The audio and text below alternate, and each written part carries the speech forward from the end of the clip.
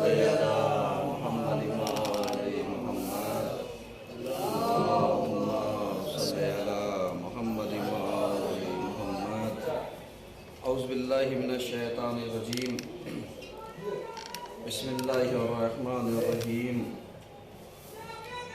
الحمدللہ رب العالمین الصلاة والسلام علی اشرف الانبیاء والمرسلین اما بعد فقد قال رسول اللہ صلی اللہ علیہ وآلہ وسلم اوصف اوری الایمان الموالات فی اللہ والمعادات فی اللہ والحب فی اللہ والبغض فی اللہ صلوات اللہ اللہم صلی علی محمد عزیزان گرامی، آج کے پہلے خطبے میں سلسلہ مباحث کو آگے بڑھاتے ہوئے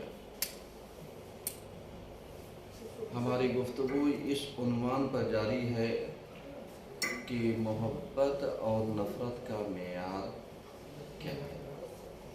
حضور والا اگر آپ کے اذہان عالیہ میں ہو اور آپ نے ملاحظہ فرمایا ہو تو ہم نے آپ کی خدمت میں عرض کیا تھا کہ اگر ہم کسی سے محبت کرتے ہیں، کسی سے انسیت رکھتے ہیں، کسی سے لگاؤ رکھتے ہیں تو ہماری محبت کا معیار اور ہماری نفرت کا معیار پتہ ہونا چاہیے۔ اس موضوع پر چند باتیں ہیں جو ہم نے آپ کی خدمت میں عرض کیا اور بتایا۔ بعض اوقات اگر آپ ملاحظہ کریں اور دیکھیں تو نتیجہ یہ ہوگا کہ اس محبت کا اور نفرت کا معیار ہمیں پتہ ہونا چاہیے، کیونکہ ہم کسی کی اگر طرفداری کرتے ہیں تو ہمیں پتہ ہو کیوں کرتے ہیں، اگر ہم کسی سے نفرت کرتے ہیں یا دوری بناتے ہیں تو ہمیں پتہ ہونا چاہیے کہ یہ نفرت اور دوری کیوں بنا رکھی ہے۔ حضور والا یہ وہ اہم عنصر ہے، یہ وہ اہم باتیں ہیں کہ جو ہم نے آپ کی خدمت میں عرض کیا اور عرض کرنا چاہتے ہیں۔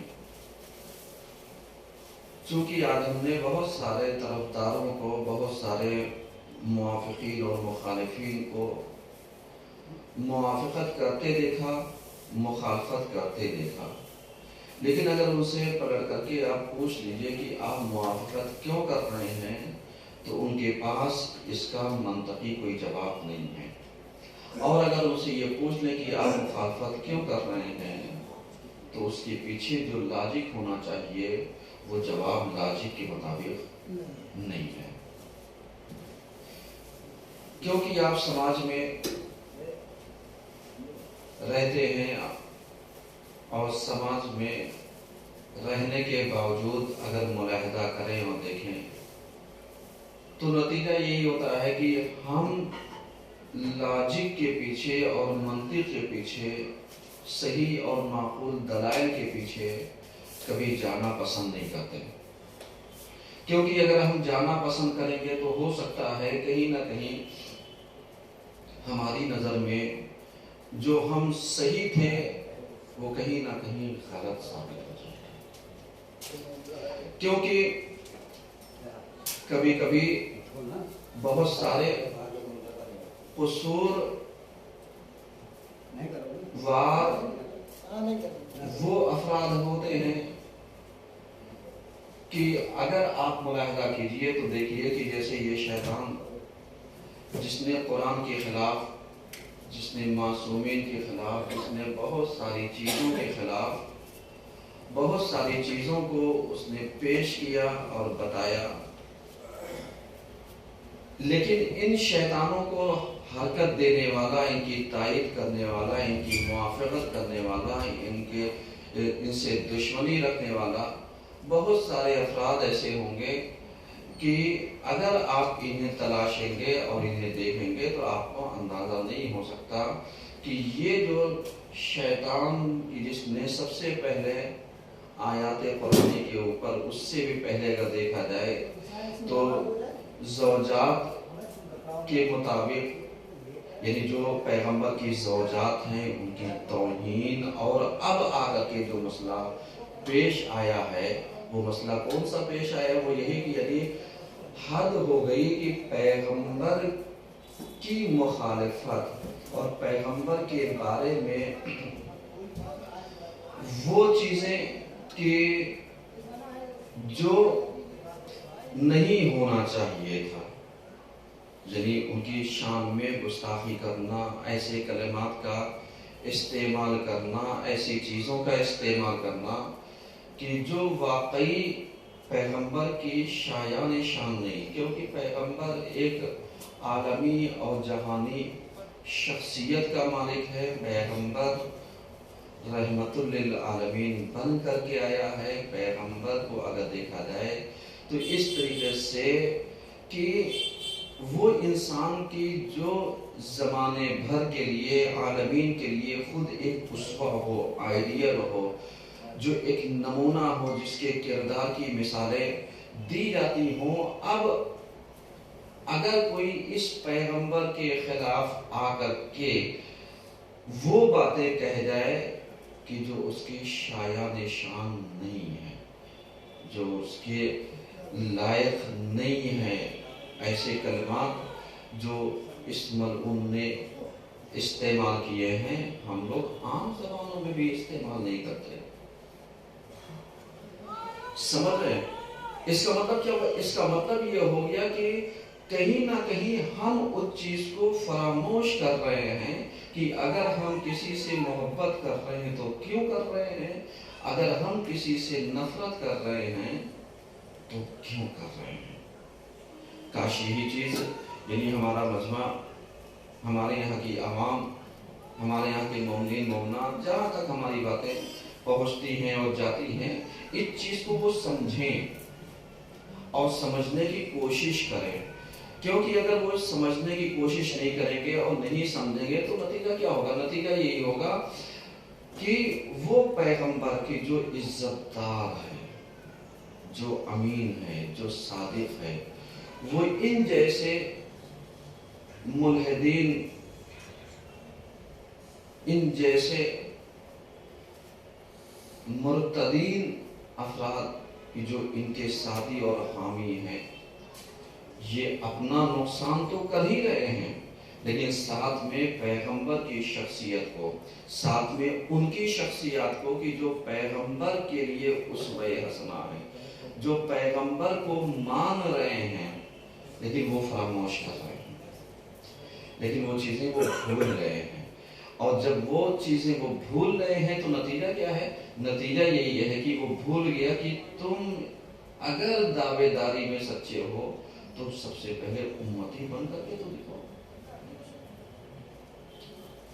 علیہ السلام کیوں؟ اس لیے کہ اگر ہم امتی بن کر کے نہیں دکھائیں گے اور امتی ثابت نہیں کریں گے اپنے آپ کو تو نتیجہ کیا ہوگا؟ نتیجہ یہ ہوگا کہ سب سے پہلا جو معیار ہے جس کی بنیاد پر ہم اپنے آپ کو کہتے ہیں کہ ہم مسلمان ہیں، جس کی بنیاد پر ہم کہتے ہیں ہم مومن ہیں، جس کی بنیاد پر ہم اپنے کو صاحب ایمان میں گنتی کرتے ہیں، تو اب آپ ذرا سا سوچئے کہ جس کی بنیاد پر اگر ہم کلمات جیسے 2-4 فقرے نہ پڑھے تو ہم مسلمان نہیں ہیں۔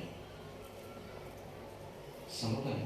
اور اگر کوئی توہین رسالت کر لے جائے تو آپ بتائیے کیا وہ مسلمان باقی رہے گا؟ جب تمہارا ایمان پیغمبر کے اوپر نہیں ہے، کہ جہاں پر ہم آ کر کے گواہی دیتے ہیں اشہد ان محمد رسول اللہ، کہ میں گواہی دیتا ہوں کہ محمد اللہ کے رسول ہیں، آپ غور فرما رہے ہیں، تو جہاں پر گواہی کی بنیاد پر ہمارا ایمان مکمل ہوتا ہو اور ہم مسلمان کہلاتے ہوں، اگر اسی گواہی کو ہم زیر سوال لے آئے، इसी गवाही के ऊपर हम सवाल या निशान खड़ा करते हैं, तो आप जानते क्या होगा? यही होगा कि जो आज का मुसलमान और आज के उसके तरफदार नहीं होते। मसलन गलतियां अगर देखा जाए तो बुनियादी गलतियां उन अफराद की हैं कि जिन्होंने इसको ला करके इस मैदान में खड़ा किया। और कभी कभी ऐसा भी होता है कि इंसान हमेशा, किसी को इल्म गैब नहीं होता कि आज जो इंसान बचपन में मोमिन है वो जवानी में जाके बिगड़ जाएगा, जवानी में मोमिन है वो बुढ़ापे में जाके बिगड़ जाएगा, जो बुढ़ापे में मोमिन है वो आगे जाकर के राह रास्त से इनहराफ कर देगा। ये इसकी कोई गारंटी नहीं है। ऐसे बहुत सारे वाक़यात, बहुत सारी तफसीलात हमारे यहाँ तारीख में पाई जाती हैं। और जब तारीख में बहुत सारी चीज़ें ऐसी पाई जाती हैं तो आप जानते हैं नतीजा क्या होता है? नतीजा ये होता है कि फिर तारीख को ज़माने के झरोकों के मुताबिक तहरीर होना चाहिए। क्योंकि जब हम ज़माने के हिसाब से इसकी तहरीर करेंगे, इसको बयान करेंगे, इसके बारे में चंद बातें अर्ज करेंगे, तब जाकर के किसी की शख्सियत, चाहे वो शख्सियत मदह में हो या मजम्मत में हो, समझ रहे हैं, चाहे वो शख्सियत मुस्बत किरदार रखती हो या मनफी किरदार रखती हो। अब इसको जब तक हम लोग नहीं संभालेंगे, जब तक इसके बारे में नहीं बताएंगे, तब तक एक अवामुन नास को पता कैसे चलेगा? बिल्कुल वैसे ही जैसे यजीद के दौर में आप देखिए हुकूमत बाद औकात क्या थी, एक मुसलमान होने का ढोंग रचा रखा था। और जब मुसलमान होने का ढोंग रचा रखा था तो आप जानते क्या होता है? फिर वही होता है जो हम कभी नहीं चाहते, जो हम कभी नहीं बयान करते, जो हम कभी पसंद नहीं करते। क्यों? इसलिए कि आज बहुत मुश्किल होता है किसी के चेहरे से मुसलमान होने के नफा को खींचना और उतारना कि साहब ये मुसलमान नहीं है। और अगर आप दलील भी देखिए तो कमाल की बात यह है कि आज सोशल मीडिया के ज़माने पर मीडिया वालों ने जिसे कवरेज किया और इसकी तस्वीरों को पेश किया तो उससे खुद उसके अमल से साबित हो गया। कभी कभी आप देखिए कि जहाँ पर ये जाकर के तौहीन रिसालत इसने की, तौहीन पैगम्बर की, जहाँ पर इसने बुनियादी गलतियाँ की, उसी जगह पर एक बोर्ड भी लगा हुआ था कि यहाँ पर मुसलमानों का दाखिला मना है, मुसलमानों का प्रवेश वर्जित है। समझ रहे हैं इसका मतलब क्या हुआ? इसका मतलब ये हो गया कि इस चीज से तुमने अपने अमल से खुद ही बता दिया कि तुम्हारी गिनती किन चीजों में है। समझ रहे हैं? अब जब हमारी गिनती किन चीजों में है तो फिर आप जानते हैं हम लोग क्या करेंगे? फिर गलतियां वैसे ही होंगी जैसे दुश्मन चाहता है। अब जब दुश्मन इन चीजों को चाहता है, ऐसी गलतियां पेश हों, ऐसी गलतियां हों, तो नतीजा क्या होगा? नतीजा ये होगा कि जब दुश्मन ऐसी गलतियों को वो करना चाहेगा और जिसका वो नतीजा चाहेगा, क्या चाहता है वो हमसे? वो हमसे कौन सी चीजों की तलब रखता है? वो यही तो चाहता है कि मुसलमान आपस में लड़ाएं, वो यही तो चाहता है पैगंबर की तौहीन हो, वो यही तो चाहता है कि लोग राह रास्त पर ना रहे, यही तो चाहता है। हम क्या होते हैं? हम अलग होते हैं, लेकिन दुश्मन की प्लानिंग बिल्कुल अलग होती है। अब जब दुश्मन की प्लानिंग बिल्कुल अलग होती है तो नतीजा क्या होता है? नतीजा ये होता है कि जब दुश्मन की प्लानिंग अलग तो उसका बनाया हुआ प्लान अलग, उसका बनाया हुआ सिस्टम अलग, उसकी बनाई हुई सारी चीज़ें अलग, उसकी कायम करदा सारी चीज़ें अलग, उसके सिलेक्टेड किए हुए अफराद अलग, जिसको उसने चुन रखा है इनका महसूस करने के लिए, जिनको उसने चुन रखा है इनके गलत से इस्तेमाल करने के लिए, वो जैसे अफराद अलग हो गए। अब ऐसे मौके पर हमारी जिम्मेदारी क्या है? यानी हम अगर किसी से मोहब्बत करते हैं तो क्यों करें? सिर्फ अल्लाह के लिए। और अगर हम किसी से नफरत करते हैं तो क्यों करें? सिर्फ अल्लाह के लिए। तो हमारी मोहब्बत का और नफरत का मेयार क्या होना चाहिए? अल्लाह की ज़ात। اللہ کی ذات ہماری محبت کا معیار ہو اور اللہ کی ذات ہماری محبت ہماری نفرت کا بھی معیار ہونا چاہیے. تب سمجھ میں آئے گا کہ الحب فی اللہ کیا ہوتا ہے، والبغض فی اللہ کیا ہوتا ہے. آپ جانتے ہیں یعنی یہ ساری چیزیں جس چیز کو بیان کر رہی ہیں وہ کس چیز کو آج سمجھنے کی ضرورت ہے، آج تحریر کرنے کی ضرورت ہے. کیوں؟ اس لیے کہ دشمن کا علیہ السلام بنایا ہوا پلان، دشمن کا مرتب کیا ہوا پلان دو طرفہ وار ہے. چاہے آپ اس کی مخالفت کریں تب بھی دشمن کا فائدہ، اس کی موافقت کریں تب بھی دشمن کا فائدہ. مثلا آپ یہ دیکھیے کہ دشمن کبھی بھی ان افرادوں کو سلیکٹ کرتا ہے کہ جو اپنی عزت کو نیلام کرنے کے لیے تیار ہوتے ہیں، یا وہ اپنی عزت کو یعنی نیلام کرنے کے لیے اس حوالے سے تیار رہے کہ انہیں صحیح اور غلط سے مطلب نہ ہو. اور جب انہیں صحیح اور غلط سے مطلب نہیں ہوگا تو نتیجہ کیا ہوگا؟ نتیجہ یہ ہوگا کہ یہ ایسے افراد یہ سوچیں گے میرے سپورٹ میں تو بڑے بڑے لوگ ہیں، میرا بگاڑ کون سکتا ہے. آپ غور کر رہے ہیں، جبکہ ایسے افراد بھول گئے کہ جن کے ہاتھوں میں حکومت تھی، جن کی ٹوٹیاں بولتی تھی، جن کے پاس پاور تھا، جن کے پاس اقتدار تھا، جن کے پاس ساری طاقتیں تھیں، آج پلٹ کر کے تاریخ کے ان فرعون کو یا فرعونوں کو اٹھا کر کے دیکھیے کہ جن کو آپ تاریخوں میں تلاشنا چاہیں گے تو نہیں تلاش سکتے. فرعون جو اپنے آپ کو کہتا تھا انا ربکم الاعلی، کہ میں سب سے بڑا والا پروردگار ہوں، آج آپ دیکھیے اس کی لاش میوزیم میں رکھی ہے اور اس وقت سے رکھی ہے جب سے یہ پانی میں ڈوبا اور آج تک ہے اس کی لاش باقی ہے. باقی ہونے کا مطلب کیا ہے؟ باقی ہونے کا مطلب ہی یہی ہے کہ اگر تو خدا ہے تو اپنی جسم میں روح پھونک کر کے دکھا. تو یہی تو کہتا تھا انا ربکم الاعلی، اللہ نے موت دی. اب اگر تو پروردگار ہے تو کم سے کم اپنے آپ کو زندہ کر لے. زندہ نہیں کر پانا دلیل کس بات کی ہے؟ دلیل اس بات کی ہے کہ اس زمانے کے بے وقوف لوگ تھے جو اسے خدا مانتے تھے، چاہے وہ ظلم کے ناطے ہو، چاہے پیسے کے ناطے ہو، چاہے جہالت کی بنیاد پر ہو، چاہے کسی کی بھی بنیاد پر ہو. نتیجہ کیا ہوگا؟ یہ نتیجہ وہی ہوا. اب ایسے ہی جب تاریخ کے اوراق کو پڑھا جائے گا اور پلٹا جائے گا تو نتیجہ کیا ہوگا؟ نتیجہ یہ ہوگا کہ فرعون کو دیکھ لیجئے، نمرود کو دیکھ لیجئے، شداد کو دیکھ لیجئے، اس زمانے کے معلومیات اخیار نوٹس کو دیکھ لیجئے. جس زمانے میں جناب عیسیٰ علیہ السلام کی پیدائش ہونے والی تھی اور اس زمانے میں لوگ یہ سوچ رہے تھے کہ ایک مذہب آئے گا کہ جو توحید کا درس دے گا. اس زمانے کے بادشاہوں نے توحید کا نام کو مٹانا چاہا، کیا مٹا پائے؟ نہیں. تخنوت جیسے ظالم اور جابر بادشاہ. اب اس کے بعد پیغمبر کے زمانے میں بہت سارے افراد ایسے تھے کہ جو نہیں مانتے تھے، اور اس کے بعد آتے ہی ساتھ سن 60-61 ہجری میں آپ دیکھیے یزید جیسا انسان اٹھا اور کہا نہ کوئی وحی آئی، نہ کچھ یہ آیا، نہ وہ آیا. اب آج کے زمانے میں اگر آپ اٹھائیے تو اس سرزمین لکھنؤ سے ایک خبیث، ایک ذلیل، ایک معتد شخص بھی ایسے ہی پیغمبر کی شان میں گستاخی کرتا ہوا نظر آیا. تو آپ بتائیے جب یزید جیسے کا حشر باقی نہیں رہا، اس کا اقتدار نہیں رہا، اس کا نام لیوا کوئی نہیں رہا، اور اگر کوئی آج نام لیوا ہے تو اس کا بھی شمار انہیں میں ہوتا ہے.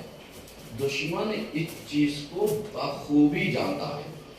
علیہ السلام دیکھیے جو چیزیں میں تحریر کرنا چاہتا ہوں آپ اس چیز کو سمجھنے کی کوشش کیجیے. دشمن بخوبی جانتا تھا کہ اگر کوئی ایسے انسان کا انتخاب کیا جائے جو خالی مسلمان ہوگا تو اس مسلمان کے زمرے میں بہت سارے اختلافات ایسے ہو جائیں گے. لوگ کہیں گے ہمیں کلمہ پڑھنے والوں کے یہاں بہت سارے افراد ایسے پائے جاتے ہیں، چونکہ ان کے یہاں مثالیں اگر دیکھی جائے تو نتیجہ کیا ہوگا؟ نتیجہ یہ ہوگا کہ جیسے نمرود، شداد، مرون اور بہت سارے ظالم جابر اور بہت سارے وہ مسلمان بادشاہ کی جو واقعی جن کا تعلق اسلام سے نہیں تھا، جن کا لینا دینا اسلام سے نہیں تھا، تو اب ان کے ماننے والوں کا بھی شمار جب اسی میں ہوتا ہے تو دشمن کیا کرے گا؟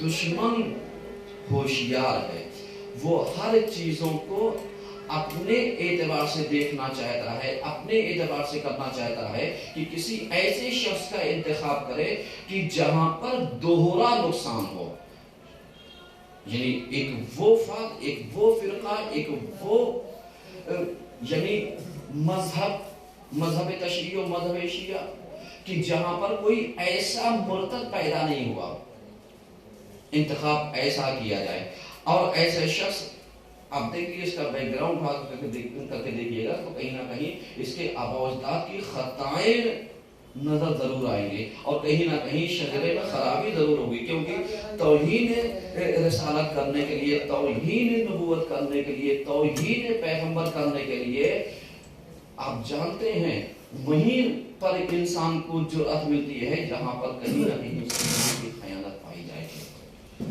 اور جب اس کی ماں کی خیانت ایسے چیزوں پر پائی جائے گی تو نتیجہ کیا ہوگا؟ نتیجہ یہی ہوگا کہ ایسے شخصوں کو ایسے افراد تلاشتے ہیں تاکہ اگر خالی مسلمان کا نام لیا جائے تو مسلمان بدنام زمانہ ہے، اور اگر خالی شیعیت کا نام لیا جائے تو خالی شیعیت کے پیرائے میں کوئی جلدی قبول نہیں کرے گا۔ اب اس میں دوہرا فائدہ دشمن کا کیا ہے؟ یہی چیزیں بتانا چاہتا ہوں کہ اگر محبت کرنی ہے تو اللہ کے لیے کرو، نفرت کرنی ہے تو اللہ کے لیے کرو، کسی سے محبت ہم کر رہے ہیں تو اللہ کے لیے کریں، بس معیار محبت پتہ ہونا چاہیے کہ اگر ہم کسی سے محبت کرتے ہیں تو اللہ کے لیے، نفرت کرتے ہیں تو اللہ کے لیے۔ اب دشمن نے جو پلان کیا وہ جانتے کیا کیا؟ وہ یہی کیا کہ اگر اس ملعون کے نام کے آگے رضوی لگا رہے گا تو شیعت بدنام ہوگی، علیہ السلام، اور جب شیعت بدنام ہوگی تو یہ تو چاہتے ہی ہیں شیعت ابھی تک پھنسی نہیں، اب کہیں نہ کہیں اس کو پھنسایا جائے، تو ظاہر سی بات ہے بہت سارے افراد ایسے ہوں گے کہ جو اس کے نام کے آگے سے رضوی ہٹانا چاہیں گے اور کہیں گے جیسے سلمان رشدی تھا تو سلمان ہٹا دیا، رشدی وہی مرور کہ جس نے پیغمبر کی شان میں گستاخی کی۔ اب اگر اس کے نام کے آگے رشدی لگایا تو اب چونکہ آپ رضوی ہٹا کر کے رشدی لگا رہے ہیں، مسلمان ناراض ہوگا، آپ کے ساتھ نہیں آئے گا۔ سمجھیے گا دشمن کے پلان کو بتا رہا ہوں تاکہ آپ اس چیز کو سمجھیے کہ دشمن کرنا کیا چاہتا ہے اور ہونا کیا چاہیے۔ وہ یہی چاہے گا کہ رضوی لگاؤ گے تو شیعت بدنام، شیعت کو بچانا چاہو گے تو مسلمان ناراض، اور وہ یہی تو چاہتا ہے کہ تم شیعہ سنی مسلکوں میں بٹے رہو، جبکہ میں بار بار کہتا ہوں کہ ہمارا پیغمبر آنے والا نہ شیعہ تھا نہ سنی تھا، اور ہم پیغمبر کے ماننے والے نہ شیعہ ہیں نہ سنی ہیں بلکہ امت محمدی ہے۔ اس بات کو پڑھیے گا۔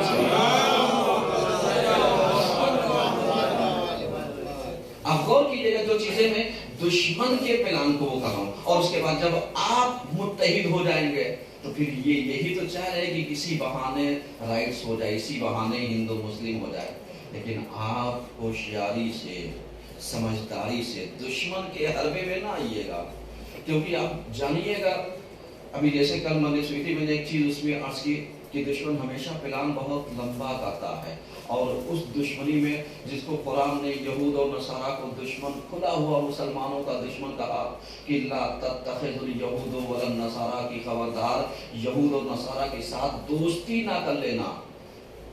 سمجھ رہے ہیں قرآن نے صراحتاً ان دو کا نام دیا ہے کہ ان کے ساتھ دوستی نہ کر لینا، یہ ان کے پلاننگ گندی ہے، ان کی ساری چیزیں گندی ہے۔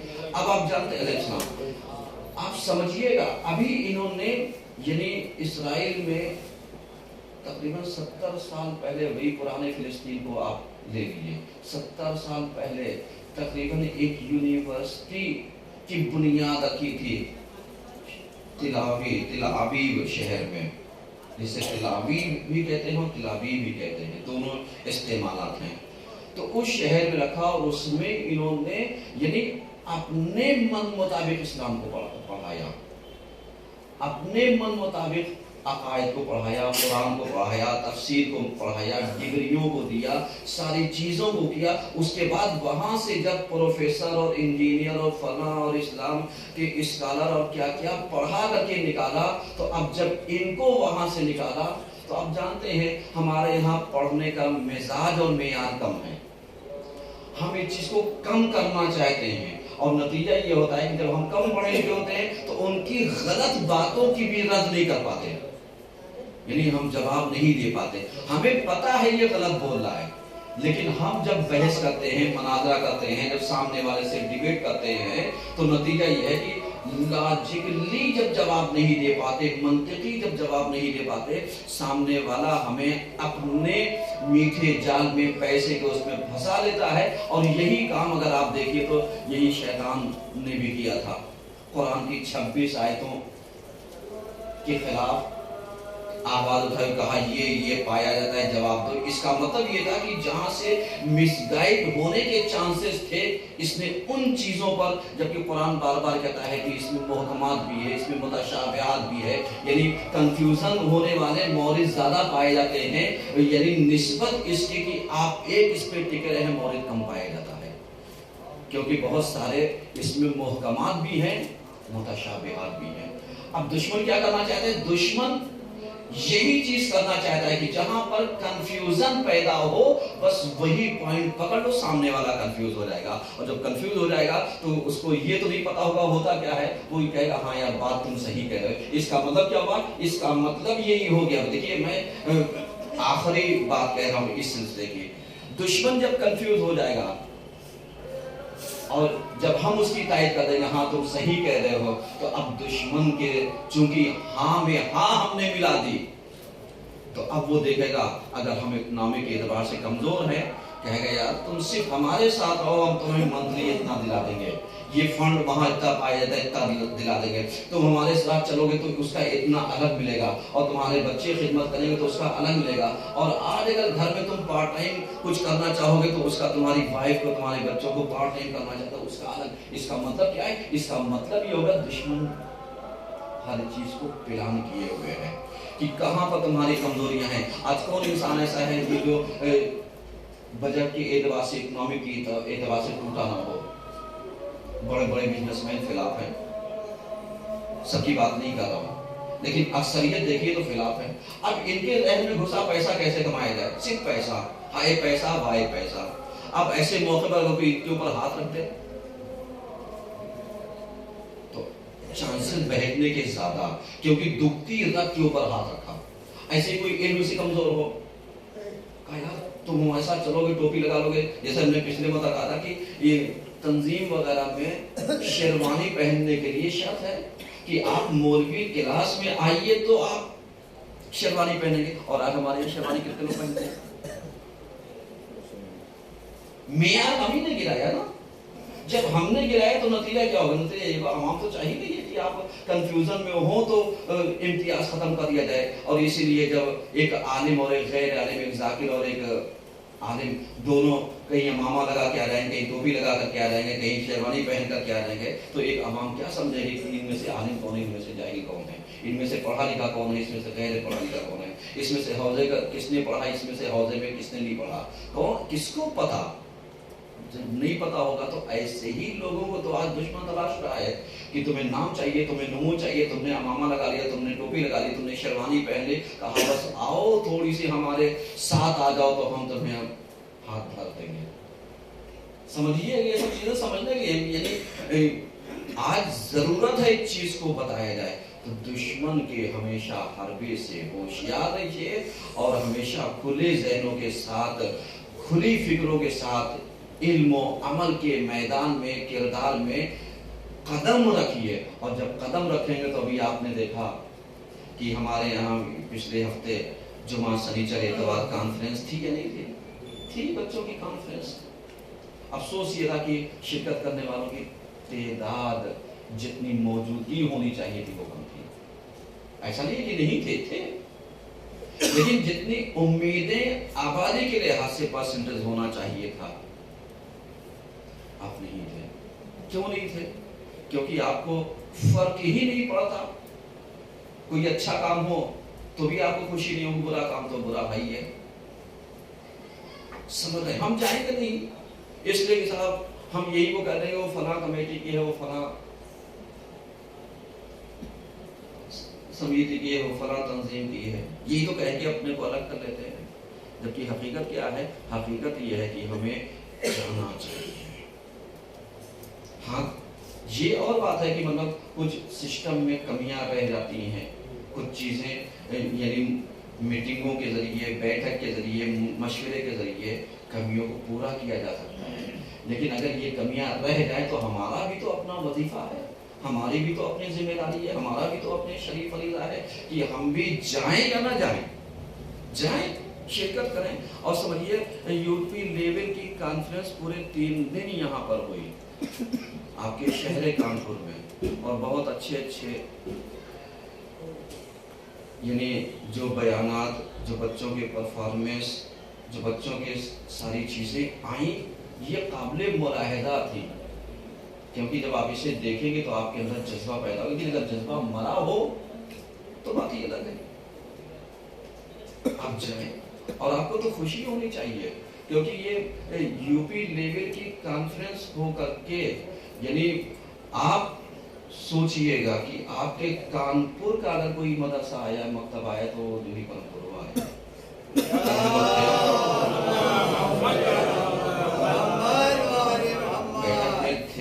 یہ میں اس لیے بتا رہا ہوں، تعریف نہیں کر رہا ہوں، تعریف کرنے کی ضرورت نہیں، ہم بیان نہیں کر رہا ہوں. پہلے نمبر پر مکتب امامیہ بجنور، یہ ضلع لکھنؤ والا پہلے نمبر پر ہے.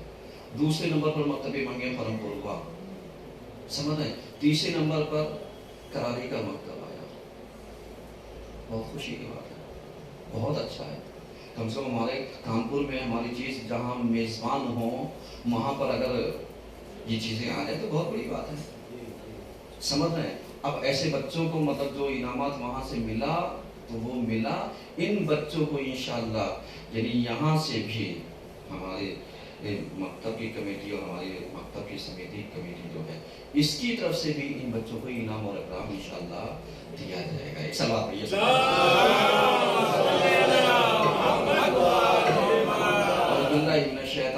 بسم اللہ الرحمن الرحیم.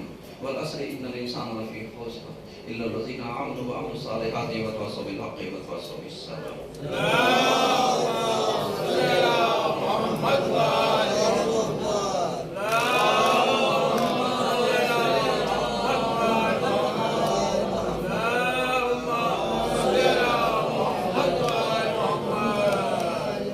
اعوذ باللہ من الشیطان الرجیم. بسم اللہ الرحمن الرحیم. الحمدللہ رب العالمین، الصلاة والسلام علی اشرف الانبیاء والمرسلین. اما بعد فقد قال الباقر علیہ السلام انا لرسول اللہ عشرۃ اسماء خمسۃ فی القرآن وخمسۃ لیست فی القرآن فاما الذی فی القرآن محمد واحمد وعبداللہ ویاسین والذین آمنوا وعملوا الصالحات وآمنوا بما نزل علی محمد وهو الحق. صلی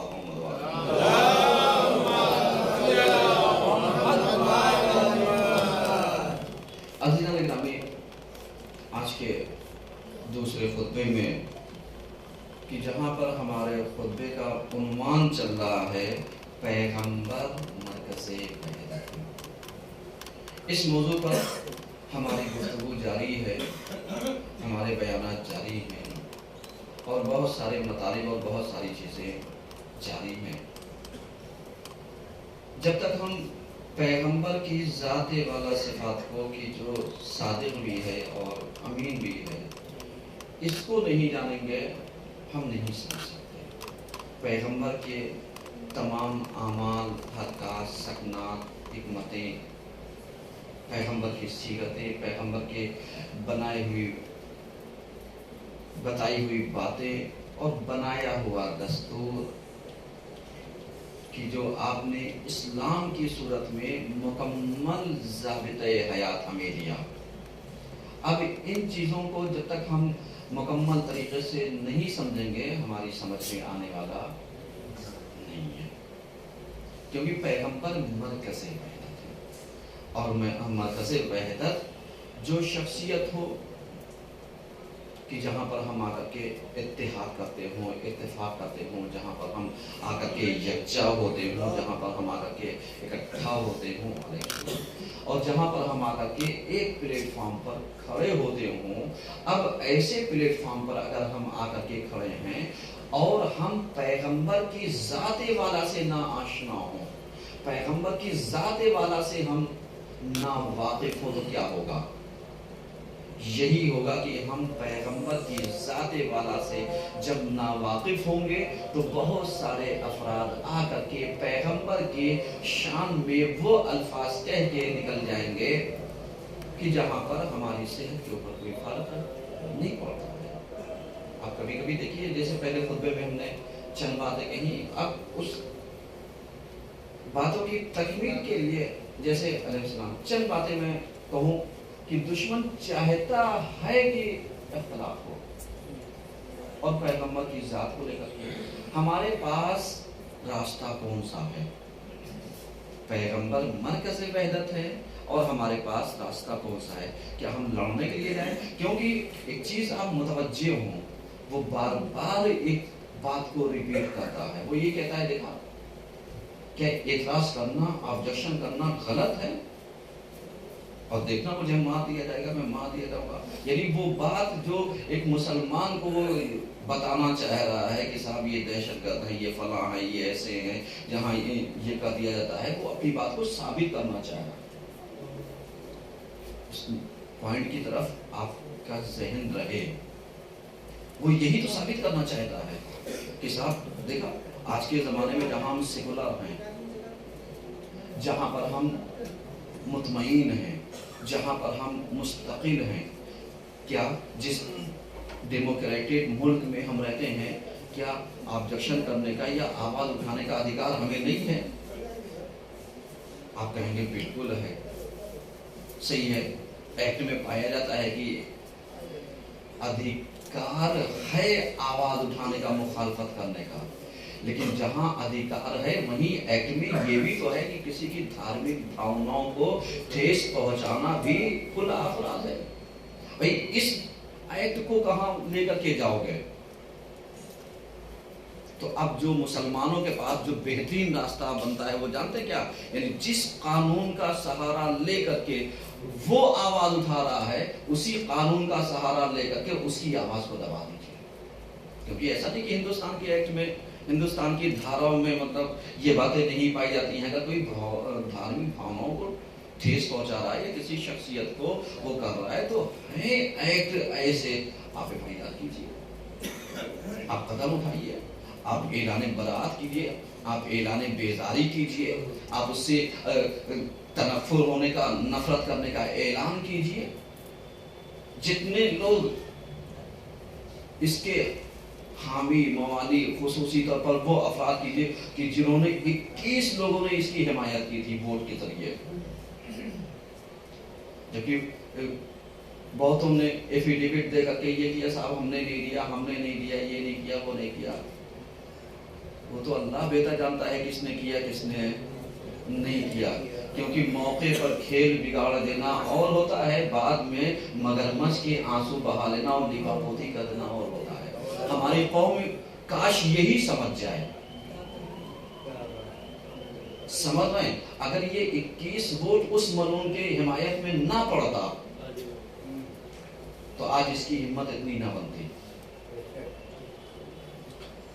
وہ 21 ووٹ نہیں تھا، وہ 21 جگہ شہروں کی مقامات کی نمائندگی تھی۔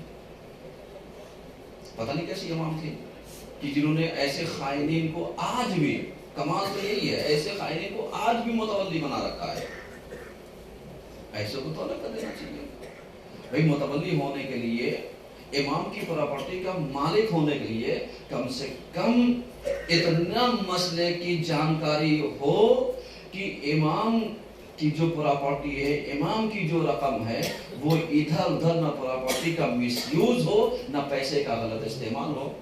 اور آج آپ دیکھ لیجئے کبھی جواز صاحب یا ان جیسے ان کے حامی اور بہت سارے افراد یہ شروع سے کہتے آئے، اس چیز کو لوگوں نے دو کی دشمنی میں کہہ کے اپنا دامن بچا لیا کہ صاحب یہ تو ان کی لڑائی ہے. اب جنہوں نے شروع میں پرانی ویڈیو اٹھائی ہے سن 2010 11 12 13 کے آس پاس کی, سمجھ رہے ہیں, اس وقت کی ویڈیو اٹھائی ہے, تو جنہوں نے اس کی حمایت کی تھی اس ملعون کی,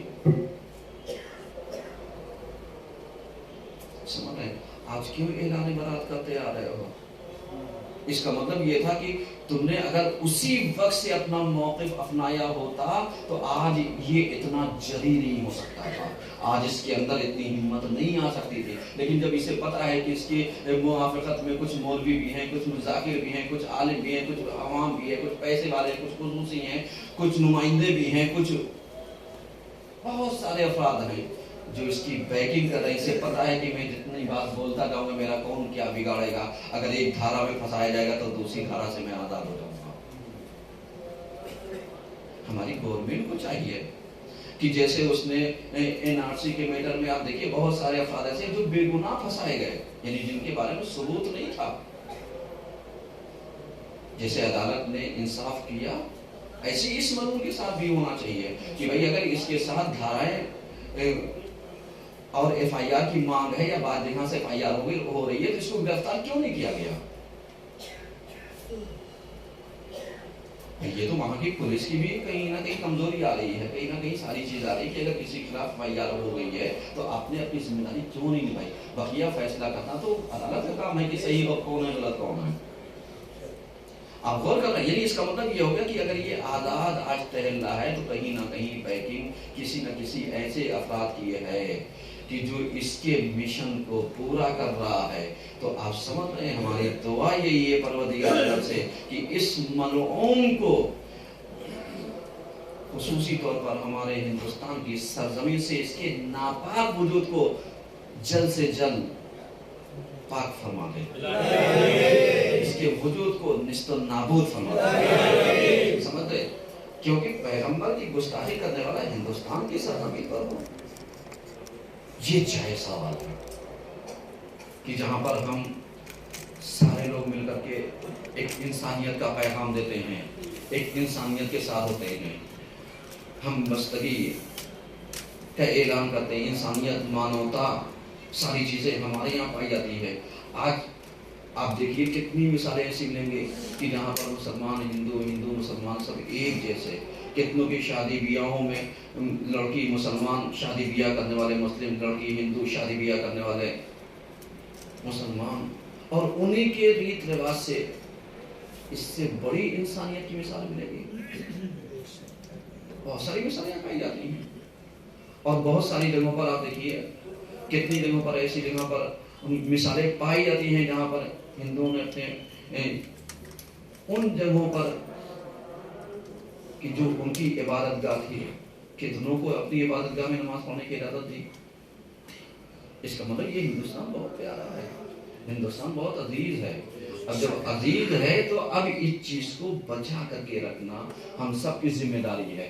جو اس کے اوپر گندی نظر رکھے, جو اس اتحاد اور اتفاق کو, اس مانوتا کو, انسانیت کو ختم کرنا چاہے یا مٹانا چاہے, اس کے خلاف ہم سب کو یہ نہیں کہ ہم دیکھیں ہم مسلم ہیں, ہم شیعہ ہیں, فلاں مسلک ہیں, فلاں فرقے کے, نہیں, ہندو مسلم سکھ عیسائی سب مل کر کے آؤ اس ملعون کا مقابلہ کریں تاکہ اس کے نجس وجود کو کہ جو ہماری آستھاؤں کو, پیغمبر صاحب کی آستھا کو ٹھیس پہنچا رہا ہے, اس کو سلاخوں کے پیچھے پہنچا کر کے پوری دنیا کو یہ میسج دے کہ ہماری ہندوستان کی گورنمنٹ انصاف پسند ہے, تاکہ پوری دنیا میں یہ میسج جائے کہ کسی نے اگر پیغمبر کی شان میں گستاخی کی اور وہ ہندوستان میں رہا تو اس کی گورنمنٹ نے, ہندوستان کی گورنمنٹ نے اس کے ساتھ انصاف کیا, اور انصاف اس وقت مانا جائے گا کہ جب اس کو سلاخوں کے پیچھے ڈال دیا جائے گا. ایک سب بات کہیے سب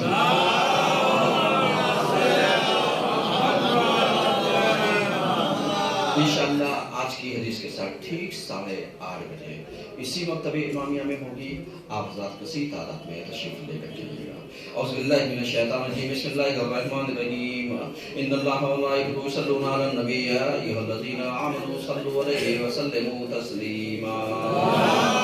اللهم صل صلی علی سیدنا محمد صلی اللہ علیہ وآلہ وسلم وعلی امیر المومنین علی بن ابی طالب وعلی فاطمہ